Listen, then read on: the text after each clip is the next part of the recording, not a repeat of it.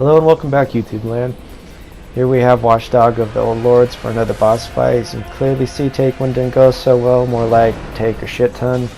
This boss took me 3 hours to get to and finally beat. Particular build I'm going with this player or this character is a dexterity blood tinge build with some sorcery abilities, just because I haven't been able to experience a whole lot of sorcery in the game yet.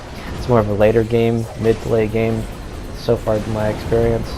But as you can see, don't get hit by that, because at my life, which is 12 I believe for my stat, it almost takes your punk ass out. And essentially look for a head shake, flames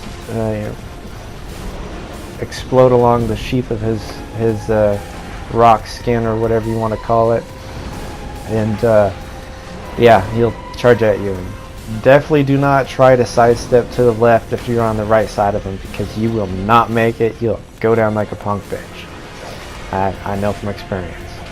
But when you dive in to hit him, try and make sure you get your change weapon changed in the process of hitting him. It does a really good bonus to your damage. Other than that, like I said, sidestep there. Whenever he shotguns you with his breath of doom and sadness, don't allow yourself to sidestep, just backstep. This boss has a lot of fanning attacks to where if you sidestep, you're still going to get hit by something, if not all of it. Every so often, it's probably about a quarter of his life or so in chunks, he'll fall down to his knees.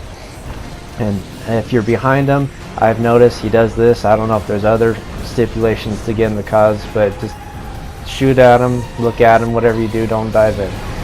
And yeah, see, shotgun of death and sadness and lava up in your face or your beard if you got one. But yeah, backstep, shoot if you want, just get out of there. And whenever he reaches to like grab at you, as you can see, you just shoot the flames out. And initially the first hit won't do that much, but it's kind of more of a stun. But every hit after your first one, the damage really starts to stack up. And what I had to do with this boss, which I'm not a big fan of doing, but because of my build and not going for strength, where I don't get my hits in as thoroughly as I'm used to, I had to repeatedly get him in a blocking attack motion to where it will provide me with the range of my change whip in order to hit him and, you know, cross the whole maze of sadness and flame and lava. And then you'll eventually stack the damage up, as you can see, as the health bar starting to go down. And if you can, try and maneuver into a position to where whenever you sack your life for more bullets, then get some of your life back. Unfortunately, I was not good enough to be able to do that, and I noticed that whenever he does his fuck all attack, it's about the same distance as whenever he does the fanning swipe with the flame. So try and get back to about that distance if you can. And yeah, don't let very many of those hit you, because my life points, I believe I said, is at 12. It does significant damage.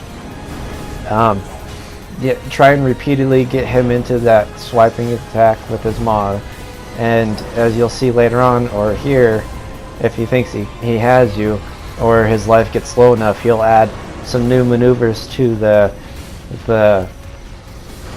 bites of sadness and the flame and whatnot. There's, I believe, no more than 3 or 4 bites total, and I missed an opportunity here to where whenever he does that, he'll just spew lava. Great opportunity to get in there and probably shank yourself, so you take your life away to get more bullets and then get some of your life back to save your blood vials.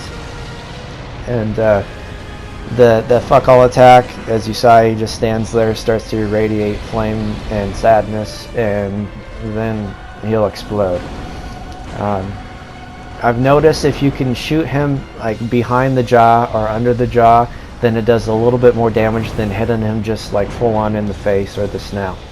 And hey, if you're not going for a strength build, more damage at any means is best thing you can get. Well, I guess more damage than any means is the best thing you can get, because fuck these monsters. They want to do nothing but cuddle you with their claws, and when I say cuddle, I mean shred your face off, or your beard if you got it. But yeah, range manipulated attacks is the best way I found to fight him with this particular dexterity build. I also have, I believe it's the charred outfit. There's more to the name, I know, but I can't remember exactly. But Hunter's charred garbs or whatever.